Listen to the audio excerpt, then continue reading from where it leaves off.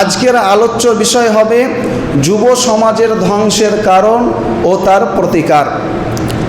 যুব সমাজ ধ্বংসের প্রায় 14টি কারণ রয়েছে। আমি একের পর এক প্রমাণ সহকারে সেই কারণগুলো এবং তার নিরসনগুলো জানব। 1 নম্বর কারণ হচ্ছে ঈমান। যুব সমাজ ধ্বংস হওয়ার 1 নম্বর কারণ হচ্ছে ঈমান। যুব সমাজের মধ্যে ঈমান না থাকার কারণে তারা ধ্বংস হয়ে যাচ্ছে, তারা ধ্বংসের পথে পদার্পণ করছে। ঈমান কি জিনিস এর আগেও আমরা জেনেছি। ঈমান হচ্ছে ব্রেকের ন্যায়। যে কোনো গাড়িকে নিয়ন্ত্রণ করতে গেলে ব্রেকের প্রয়োজন। মোটরসাইকেল, 4 চাকা, বাস গাড়ি, রেলগাড়ি, যে কোনো গাড়িকে নিয়ন্ত্রণ করতে গেলে ব্রেকের প্রয়োজন। অনুরূপভাবে মানুষের দেহকে নিয়ন্ত্রণ রাখার জন্যে ব্রেকের প্রয়োজন। আর মানুষের ব্রেক কি? তা হচ্ছে ঈমান। ঈমানই যে মানুষের ব্রেক, তার প্রমাণ কি? তার প্রমাণ হচ্ছে রমজান মাসে আমরা রোজা রাখি, আমরা চাইলে দরজা লাগিয়ে খাবার খেতে পারি, কিন্তু আমরা খাই না। কেন? আমাদের ঈমান বাধা দেয়। কেউ দেখুক চাহে না দেখুক, আল্লাহ তাআলা দেখছেন। এটাই হচ্ছে ব্রেক। যেমন ব্রেকহীন গাড়ি জাতীয় সড়কে বাজারে নিয়ে গেলে অ্যাক্সিডেন্ট একেবারে 100% সুনিশ্চিত। অনুরূপভাবে ঈমানহীন যুব সমাজে চলাফেরা করলে তার ধ্বংস একেবারে সুনিশ্চিত। ঈমান এমনই এক পাওয়ারফুল ব্রেক, যেই সম্পর্কে রাসূলুল্লাহ সাল্লাল্লাহু আলাইহি ওয়াসাল্লাম 13 বছর মানুষকে দাওয়াত দিয়েছেন এই ঈমান। এই ঈমান সম্পর্কে রাসূলুল্লাহ সাল্লাল্লাহু আলাইহি ওয়াসাল্লাম 13 বছর দাওয়াত দিয়েছেন। গাড়ির যদি ব্রেক ঠিক থাকে, বাকিগুলো যদি না ঠিক থাকে বা কম ঠিক থাকে চলে যাবে।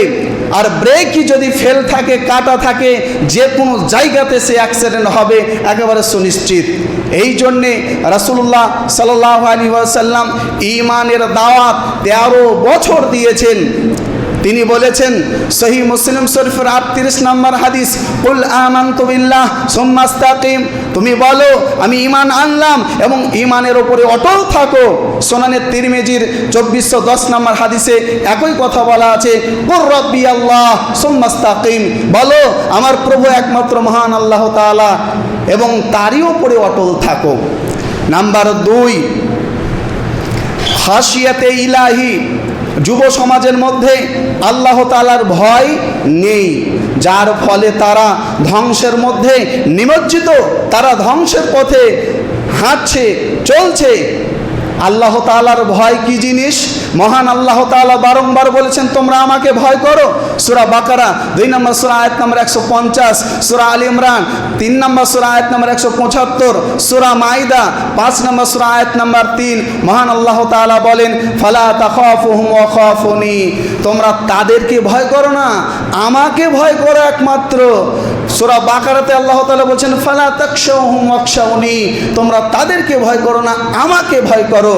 সূরা আল ইমরানের 103 নম্বর আয়াত, সূরা নিসার 1 নম্বর আয়াত, সূরা আহজাবের 70 নম্বর আয়াত আল্লাহ তাআলা বারংবার বলছেন ইয়া আইয়ুহাল্লাযিনা আমানুত্তাকুল্লাহ ইয়া আইয়ুহান নাসুত্তাকুল্লাহ সুত্তাকু রাব্বাকুম, হে মানব মণ্ডলী তোমাদের রবকে ভয় করো, হে ঈমানদার মুমিনগণ তোমরা আল্লাহকে ভয় করো। কেন বারংবার আল্লাহ তাআলা বলছেন তোমরা আল্লাহকে ভয় করো? আল্লাহর ভয় কি জিনিস? আল্লাহর ভয় হচ্ছে সিসি ক্যামেরা নেই। একটি স্বর্ণের দোকানে কোটি কোটি টাকার স্বর্ণ রয়েছে, চারি সাইডে সিসি ক্যামেরা লাগানো আছে, আর এই সিসি ক্যামেরা দেখার জন্য 2 জন ব্যক্তি নিয়োগ রয়েছে।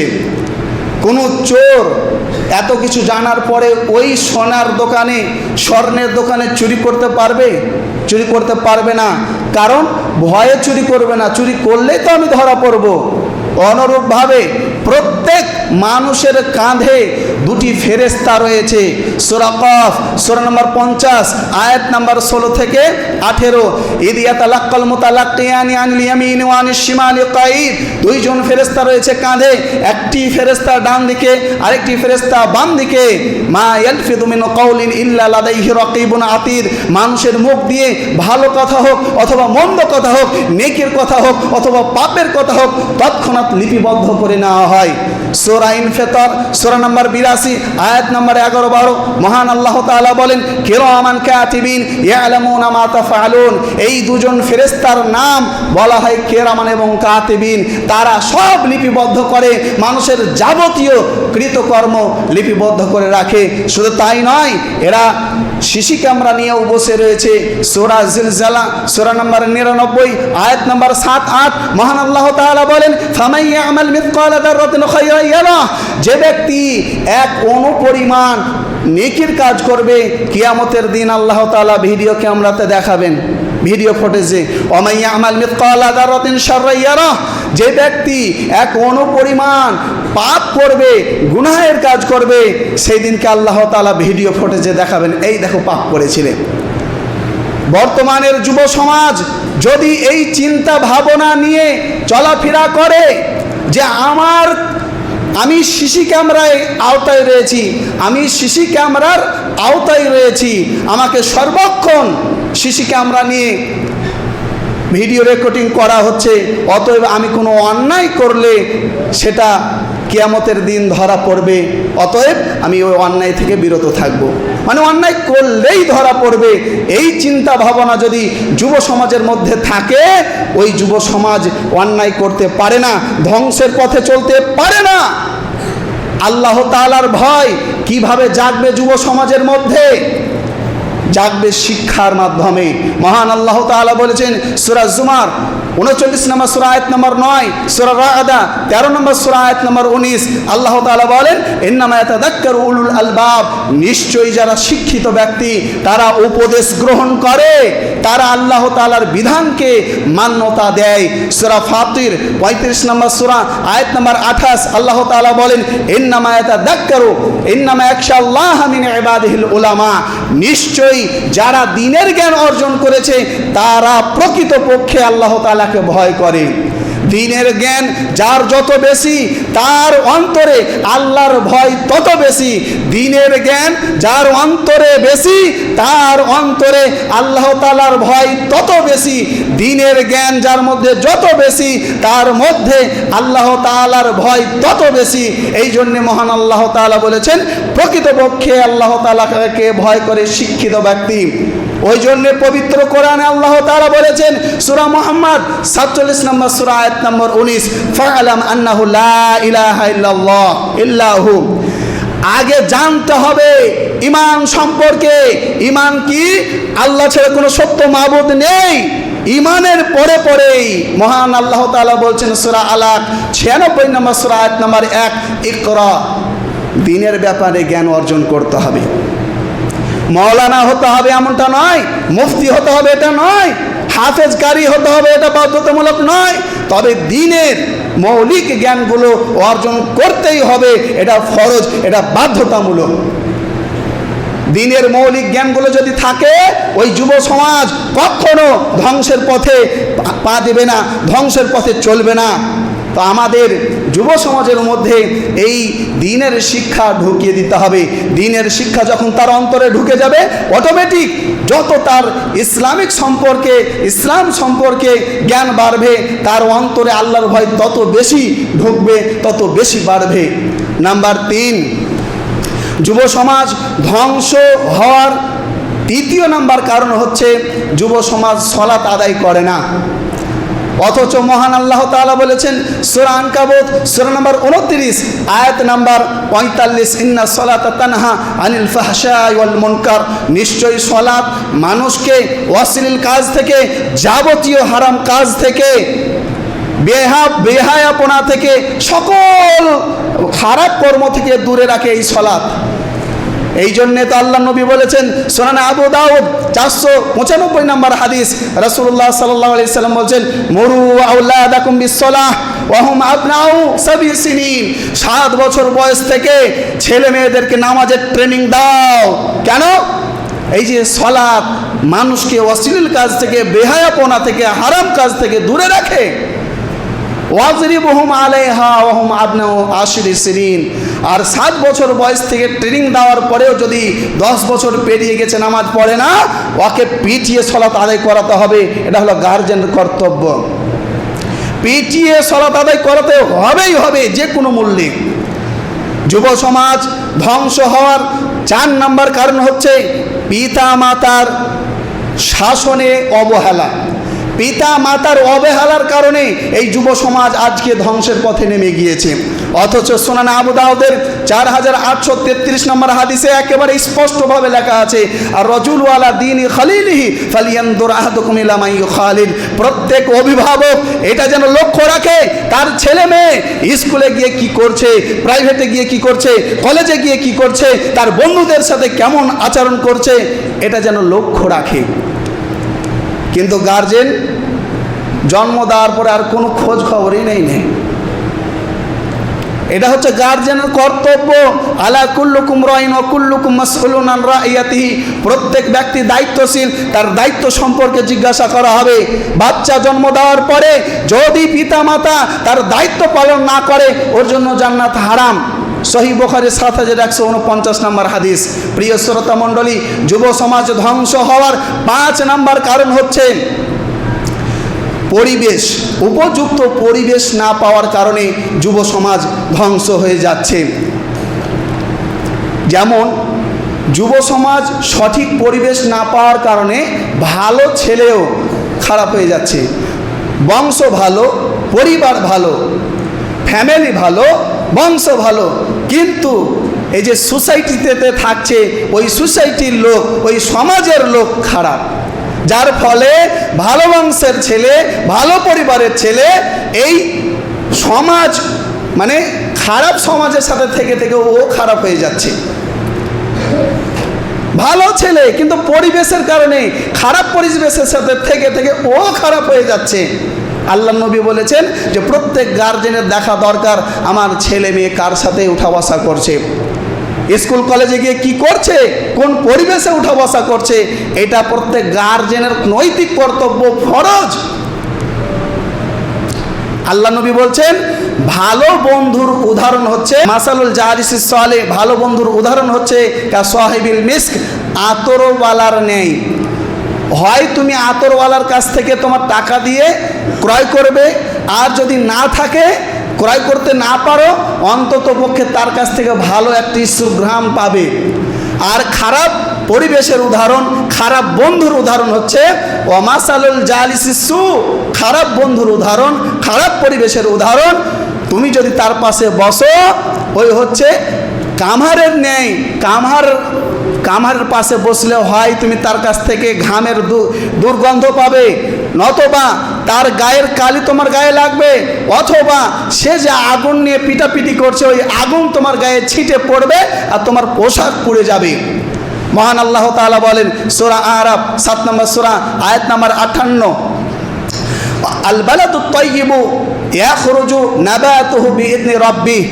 ভালো সোসাইটি, ভালো পরিবেশ, ভালো জমি জায়গা ভালো ফসল উৎপন্ন করে, ভালো পরিবেশ সুসন্তান তৈরি করে। ওয়াল্লাযী খাবুসা লা ইয়াখরুজু ইল্লা নাকিদা। আর মন্দ পরিবেশ, খারাপ ভূমি, ওই খারাপ জমিতে ফসল উৎপন্ন হবে না, মন্দ পরিবেশে ভালো সন্তান তৈরি হবে না।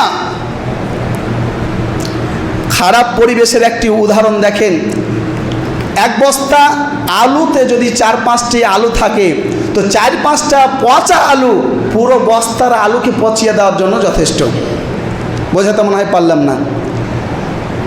ভালো পরিবেশের উদাহরণ আমরা জানলাম, আল্লাহ নবী সাল্লাল্লাহু আলাইহি সাল্লাম দিয়েছেন। আর এটা ব্যক্তিগত উদাহরণ হচ্ছে 5-6টা পচা আলু এক বস্তা আলুকে পচিয়ে দেওয়ার জন্য যথেষ্ট। তো একটা পরিবেশ, একটা পরিবেশের মধ্যে বেশিরভাগ তো আমরা খারাপ মানুষ বসবাস করছি। তো দু চারটা ছেলে মানে এক বস্তা আলুর মধ্যে যদি 49 কেজি খারাপ হয়, আর ওখানে 4-5টা আলু ভালো থাকবে, অত পচিয়ে দিবে। ওই জন্য পরিবেশের অত্যন্ত গুরুত্ব রয়েছে।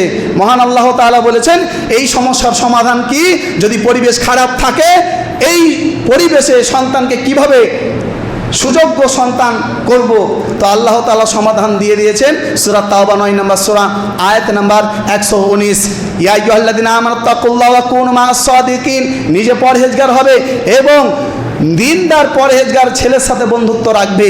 তোমার ছেলের সাথে যে পরহেজগার ছেলে তার বন্ধুত্ব জড়িয়ে দিবে, তোমার মেয়ের সাথে যে দিনদার মেয়ে তার সাথে বন্ধুত্ব সই পাতিয়ে দেবে। কেন বন্ধুত্ব তৈরি করে দেবে? মহান আল্লাহ তাআলা বলেন দুনিয়ার মানুষ পিতা মাতাকে কিয়ামতের দিন চিনেও চিনবে না, স্বামী স্ত্রী চিনেও চিনবে না, ভাই বোনকে দেখে পালাবে, বোন ভাইকে দেখে পালাবে, বাপ ছেলেকে দেখে পালাবে, ছেলে বাপকে দেখে পালাবে, মা ছেলেকে দেখে পালাবে, ছেলে মাকে দেখে পালাবে, কিন্তু বন্ধু পালাবে না। ওই মদখোর গাঁজাখোর বন্ধু পালাবে না এমনটা নয়। দুনিয়ার যাবতীয় বন্ধু সেই দিনকে শত্রু হয়ে যাবে, কিন্তু প্রকৃত বন্ধু কাজে আসবে কারা? যারা ঈমানদার পরহেজগার ছিল। মহান আল্লাহ তাআলা বলেছেন সূরা যুখরুফ সূরা নাম্বার 43 আয়াত নাম্বার 67, আল আখিল্লাহু ইয়াউমাইদিন বা'দুহুম লিবা'দিন আদুউন ইল্লাল মুত্তাকিন। কিয়ামতের দিন সকল গাঁজাখোর মদখোর বন্ধুরা শত্রু হয়ে যাবে, কিন্তু প্রকৃত বন্ধু যে ঈমানদার সে কাজে আসবে। কিরকম কাজে আসবে? সহিহ বুখারীর 660 নম্বর হাদিস, কিয়ামতের ময়দানে আরশের নিচে ছায়া থাকবে না, 7 শ্রেণীর মানুষ আরশের নিচে ছায়া পাবে। তারা কারা? 5 নাম্বার হচ্ছে রাজুলান তাহাব্বা ফিল্লাহি ইজতামা আলাইহি ওয়া তাফাররাকা আলাইহি।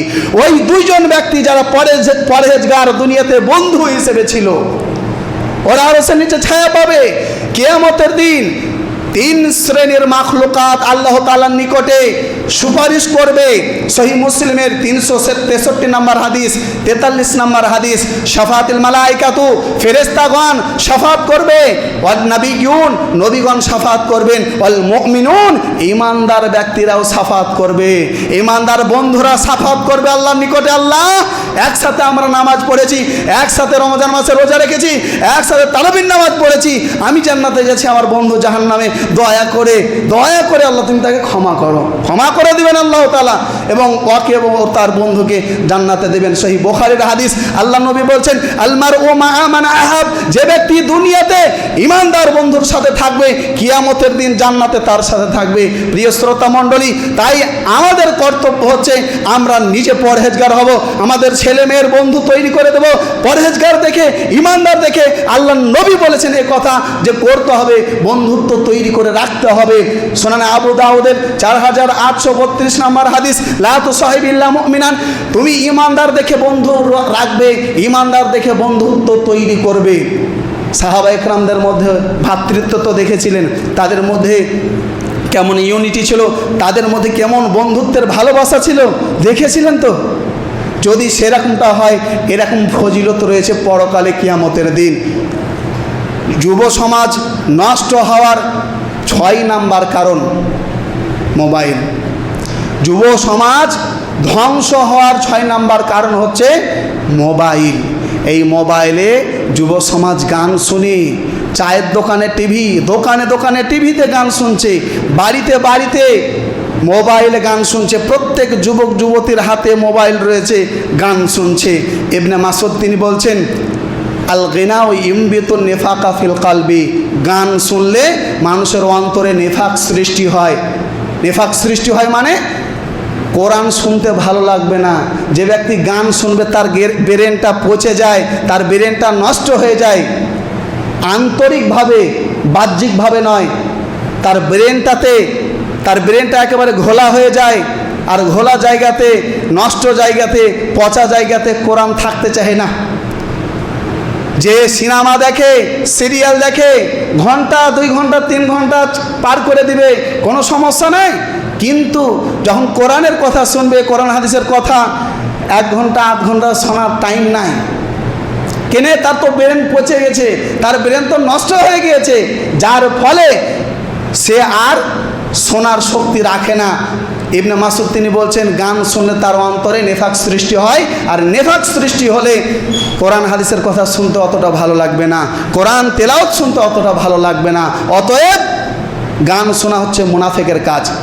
পবিত্র কোরআনে আল্লাহ তাআলা বলেছেন সূরা লুকমান 31 নম্বর সূরা আয়াত নম্বর 6, সূরা মুমিনুন সূরা নম্বর 23 আয়াত নম্বর 3, সূরা ফুরকান 25 নম্বর সূরা আয়াত নম্বর 72, সূরা কাসাস 28 নম্বর সূরা আয়াত নম্বর 55 আল্লাহ তাআলা বলেন ওয়াল্লাযীনা হুম আনিল লাগবি মুরিদুন, যারা ঈমানদার ব্যক্তি তারা গান শুনে গান শোনা মাত্রই ওখান থেকে দৌড়ে পালাবে।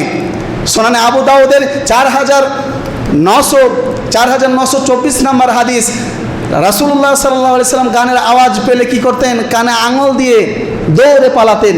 সাহাবায়ে কেরাম গানের আওয়াজ পেলে কি করতেন? কানে আঙুল দিয়ে দৌড়ে পালাতেন। আর আমরা হচ্ছে ওই মুহাম্মদ সাল্লাল্লাহু আলাইহি সাল্লামের উম্মত, আমরা গান শুনে কি করি? ডেক বক্স বিয়েতে ভাড়া করে নিয়ে আসে শুনি। আমরা মোবাইলে নেট মারি, নেট মারার পরে কি বলছে এই ফেসবুক থেকে ইউটিউব থেকে আমরা শুনি। আমরা হচ্ছে মুহাম্মদ সাল্লাল্লাহু আলাইহি সাল্লামের উম্মত। লাকাদ কানা লাকুম ফি রাসূলিল্লাহি উসওয়াতুন হাসানা, মুহাম্মদ সাল্লাল্লাহু আলাইহি সাল্লাম হচ্ছেন আমাদের জন্য আইডিয়াল, গান শোনার জন্য আইডিয়াল। ছি, লজ্জা লাগে না? বেহায়া মানুষেরা। रग रग में नबी नबी सीने बे नबी नबी, रग रग में नबी नबी सीने बे नबी नबी, और नबी की बात मानता हो कभी कभी। আরে মুখে নিজে আমাকে আহলে হাদিস দাবি করছি, আমরা বলছি উম্মতে মুহাম্মাদি আমরা, আর গান শুনছি। আল্লাহ নবী সাল্লাল্লাহু আলাইহি ওয়াসাল্লাম গান শুনতেন, কানে আঙুল দিয়ে তো পালাতেন, আর আমরা ওই নবীর উম্মত হওয়ার পরে টাকা দিয়ে ভাড়া করে নিয়ে আসছি। গজব, আমরা টাকা দিয়ে পাপ কিনে নিচ্ছি। আল্লাহু আকবার, আউযু বিল্লাহ। 7 নাম্বার যুব সমাজ ধ্বংস হওয়ার 7 নাম্বার কারণ সময় অপচয় করা। কিয়ামতের দিন 5টি প্রশ্ন করা হবে, তার মধ্যে একটি হচ্ছে আনু উমরিহি ফিমা আফনা, তোমার সময় তুমি কোথায় খরচ করেছো। জবাব না দিতে পারলে ওকে জাহান্নামে দেওয়া হবে। এই যে ছেলেরা ফ্রি ফায়ার পাবজিতে সময় নষ্ট করছে, গল্পতে সময় নষ্ট করছে, আইপিএল খেলা দেখাতে সময় নষ্ট করছে, লুডো খেলাতে সময় নষ্ট করছে, কি জবাব দিবে কিয়ামতের দিন? জবাব না দিতে পারলে ওকে জাহান্নামে দেওয়া হবে। মোবাইলের মাধ্যমে যে গেমগুলো খেলা হয়, প্রায় ওই সব গেম খেলা যাবে না। শরীর চর্চার জন্য কোনো খেলা হার জিত ছাড়া এতটুকু বৈধ, কিন্তু মোবাইলে যে সব গেমগুলো খেলা হয়, লুডোতে যে সব গেমগুলো খেলা হয়, এগুলো সময় অপচয় করা। আর সময় অপচয় করলে কিয়ামতের দিন আটকে যাবে। যুব সমাজ শোয়াবুল ইমান, সুনানে তিরমিজির ওই হাদিসটি রয়েছে 2416 নম্বর হাদিস, আর শোয়াবুল ইমানের 10280 নম্বর হাদিস। আল্লাহ নবী বলছেন ইগতানিবা খামসান কাবলা খামসিন, 5টি বিষয়ে তোমরা গুরুত্ব দেবে। 5টি বিষয়ে গুরুত্ব দেবে। 1, শাবাবাকা কবলা হারামিকা, যৌবনকাল যখন থাকবে তোমার, ওই সময়টাকে বেশি গুরুত্ব দেবে, বৃদ্ধ সময় আসার পূর্বে। ওয়া শেহাতাকা কবলা সাকামিকা, তোমার সুস্থ অবস্থায় তুমি যত ইবাদত করার করে নাও। সুস্থ থাকা অবস্থায় যেরকম অসুস্থতার জন্যে কিছু সঞ্চয় করে রাখো, মানুষ রাখে, তো পরকালের জন্য কি যা সঞ্চয় করার করে নাও। ও গেনা কা কবলা ফাকরিকা, তোমার কাছে ধন সম্পদ আছে, দান করে যাও দারিদ্রতা আসার পূর্বে। যখন তোমার কাছে দারিদ্রতা আসবে তখন তুমি বলবে যে যদি আমার কাছে আগের মতো যদি ধন সম্পদ থাকতো তো দিতাম, এরকম বলার আগে তুমি দান করতে লাগো। ও ফেরাগাকা কবলা শুগলিকা, তোমার ব্যস্ততা আসার পূর্বে তোমার অবসর টাইমকে কাজে লাগাও। ও হায়াতাকা কবলা মাউতিক, তোমার মৃত্যু আসার আগে তোমার সময়কে কাজে লাগিয়ে নাও। মৃত্যুর পরে সময় চাইলে 1 সেকেন্ডও দেওয়া হবে না। প্রিয় শ্রোতা মণ্ডলী, এই 5টি জিনিস সময়ের সাথে সম্পৃক্ত রয়েছে। অতএব সময়কে মূল্যায়ন করতে হবে। যুব সমাজ স্কুলে ভালোভাবে পড়ে না, মাদ্রাসাতে ভালোভাবে পড়ছে না। মাদ্রাসা বলতে আবার এই মাদ্রাসার দিকে নজর দিয়েন না, সিনিয়র মাদ্রাসা আছে কি নাই? আলিয়া মাদ্রাসাগুলো আছে নাই? আছে কি নাই? আছে। তো কি হয়, ছেলে মেয়েরা একসাথে লেখাপড়া করে, এই ওর নাম্বার নিয়ে ফোন করি, ব্যস্ত, গেমে ব্যস্ত, ফ্রি ফায়ার পাবজিতে ব্যস্ত, সিনেমাতে এতে ব্যস্ত, সময়কে নষ্ট করছে। আর যে যুব সমাজ সময়কে নষ্ট করবে তার ভবিষ্যৎ নষ্ট, তার ভবিষ্যৎ ধ্বংস। ওই জন্য সময়কে মূল্যায়ন করতে হবে। যুব সমাজের যে ভূমিকা দাওয়াতি ক্ষেত্রে রাসূলুল্লাহ সাল্লাল্লাহু আলাইহি ওয়াসাল্লাম যুব সমাজের টিম গঠন করেছিলেন। মুআয বিন জাবালকে, আবু যারকে, আবু মুসা আশআরীকে, আবু মালিক আশআরীকে, এইরকমভাবে অনেক সাহাবীকে যুবক দেখে তিনি বাছাই করে পাঠিয়ে দিয়েছিলেন। কাকে ইয়ামেনে পাঠিয়েছিলেন, কাকে শামে পাঠিয়েছিলেন, কাকে কুফায় পাঠিয়েছিলেন, বিভিন্ন জায়গাতে এরকমভাবে পাঠিয়েছিলেন। কাদেরকে? বুড়াদেরকে নয়, যুব সমাজকে। জান্নাতে কোনো বয়স্ক মানুষ জান্নাতে যাবে না, যাবে সবাই যুবক অবস্থায়। কোনো বুড়া বুড়ি জান্নাতে যাবে না, যাবে সবাই ইয়াং অবস্থায়। যুবকদের আরও ভূমিকা রয়েছে জিহাদের ক্ষেত্রে। বদরের যুদ্ধ বলেন, উহুদের যুদ্ধ বলেন, খান্দাকের যুদ্ধ বলেন, তায়েফের যুদ্ধ বলেন, মোতার যুদ্ধ বলেন, সব যুদ্ধতে যুবকদের ভূমিকা একেবারে অপরিসীম। না তো মোতার যুদ্ধে 3000 সৈন্য নিয়ে 2 লাখ খ্রিস্টানদের সংখ্যা ছিল, তারপরও মুসলিমদের জয়। যুবকদের সাহস ছিল, ইমানি পাওয়ার ছিল। আর যুবকদের ভূমিকা শুধু এটাতে নয়, আত্মত্যাগের ব্যাপারে দেখেন যুবকদের কত ভূমিকা। মুসআব বিন উমাইর তিনি ছিলেন অত্যন্ত ধনী পরিবারের সন্তান। একটি পোশাক 3 দিনের বেশি পরতেন না। মাত্র 13 বছর বয়সে রাসূলুল্লাহ সাল্লাল্লাহু আলাইহি সাল্লামের কাছ থেকে ওহীর বাণী শোনার পর অন্তর একেবারে বিগলিত হয়ে গেল। ইসলাম তাৎক্ষণিক গ্রহণ করলো। যখন মুসআব বিন উমাইরের পরিবার জানতে পারলো, তাকে বলা হলো তোমার খরচা পাতি বন্ধ করে দেওয়া হবে, এই বিলাসবহুল জীবন তোমার বন্ধ হয়ে যাবে। তখন মুসআব বিন উমাইর বললেন, আমি ইসলামের জন্য সব কিছু ছাড়তে রাজি। কিছুদিন পরে মুসআব বিন উমাইরকে তেজ্য পুত্র করা হলো। মুসআব বিন উমাইর জানতে পারলেন না আমার মা অসুস্থ, যাই গিয়ে দেখে আসি। কিন্তু আল্লাহ নবীর অনুমতি না নিয়ে তিনি যাচ্ছেন না। আল্লাহ নবী জানতে পারলেন, তখন বললেন যাও মুসআব বিন উমাইর তুমি দেখা করে আসো। মুসআব বিন উমাইর দেখা করতে গেলেন। যাওয়ার পরে বলছে মা বলছেন, মুসআব বিন উমাইর ইসলাম ছেড়ে দাও, নইলে আমি আর খাবার খাবো না, আমি মরে যাব। তখন মুসআব বিন উমাইর বলছেন, আম্মা লাউ কানাত লাকি মিয়াতে আলফে নাফসিন, যদি তোমার 1000টি দেহ থাকতো, 1000টি আত্মা থাকতো, আমি প্রত্যেকবারই বলতাম যে আমি যদি আমার মাকে হারাতে হয় দিন ইসলামে টিকে থাকার জন্য আমি রাজি, আমি মাকে কুরবানি করতে রাজি, কিন্তু ইসলামকে ছাড়তে রাজি নই। মুসআব বিন উমাইর তিনি একেবারে অত্যন্ত বড়লোক ঘরের সন্তান, বিলাসবহুল জীবন ছেড়ে তিনি একেবারে সাধারণ জীবন যাপন করছিলেন। এক পর্যায়ে তিনি যখন বদরের উহুদের যুদ্ধে শহীদ হয়ে গেলেন, তো মুসআব বিন উমাইরকে দাফন করার সময় ওনার কাফন কমে যাচ্ছে। মাথা ঢাকছে তো পা উদাম, পা ঢাকছে তো মাথা উদাম। তো অবশেষে আল্লাহ নবী ঘাস দিয়ে তার পা ঢেকে তাকে দাফন করে দিলেন। এই ছিল মুসআব বিন উমাইর। তিনি যুবক, মাত্র 13 বছর বয়সে তার আত্মবলিদান। ওই রকমভাবে সাদ বিন আবি ওয়াক্কাস উনি বলছেন, আমি ইসলাম যখন গ্রহণ করলাম আমার মা বলছে ইসলাম ছাড়তে হবে তোকে, নইলে লান আযুকা তুআমান হাত্তা তারজিআ আনিল ইসলাম, তুই যদি ইসলাম না ছাড়িস আমি তোর মা বলছি আমি কোনো খাবার গ্রহণ করব না, আমি সুসাইড করব। বলছে মা লাউ কানাত লাকি মিয়াতা নাফসিন, তোমার যদি 100টি আত্মা থাকে দেহে, তুমি প্রত্যেকবার যদি সুসাইড করো মরে যাও, আমার কোনো দ্বিধা নেই, তবে লা আরজিউ আন দিনি মুহাম্মদ, আমি মুহাম্মাদের দিন থেকে সরে আসতে পারবো না মা, আমি তোমাকে হারাতে রাজি, ইসলাম হারাতে রাজি নয়। এই ছিল সাহাবা একরামদের, যুবকদের কুরবানি ইসলামের উপরে টিকে থাকার ক্ষেত্রে। ইমানের ক্ষেত্রে যুব সমাজের ইমানের উপরে টিকে থাকার ক্ষেত্রে যুবকদের ভূমিকা।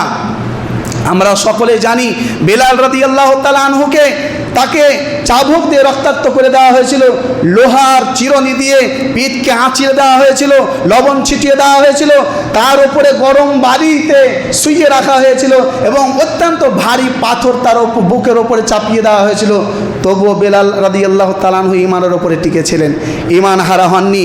ওই রকমভাবে খুবাইব রাদিয়াল্লাহু তাআলা আনহুর ওপরে অত্যন্ত নৃশংসভাবে অত্যাচার করেছিল জালেমরা, তবুও তারা ইসলাম ছাড়েনি।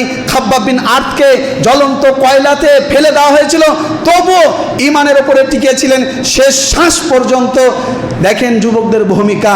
ওই রকমভাবে আব্দুল্লাহ বিন হুযায়ফাকে এক সপ্তাহ রক্তাক্ত করে দিয়েছিল, এমন কোনো দেহের অঙ্গ ছিল না যেখানে রক্ত জমেছিল না। ইয়াসির রাদিয়াল্লাহু তাআলা আনহুকে বল্লাম দিয়ে হত্যা করে দেওয়া হলো শুধু ঈমান আনার কারণে। ওরকমভাবে ইয়াসির রাদিয়াল্লাহু তাআলা আনহুর স্ত্রী সুমাইয়াকে দুই উটের মাঝখানে বেঁধে ফেলে দেওয়া হলো শুধু একমাত্র ঈমান আনার কারণে। ঈমানের উপরে টিকেছিলেন, জান কুরবানি করে দিয়েছিলেন, কিন্তু ঈমান হারাননি।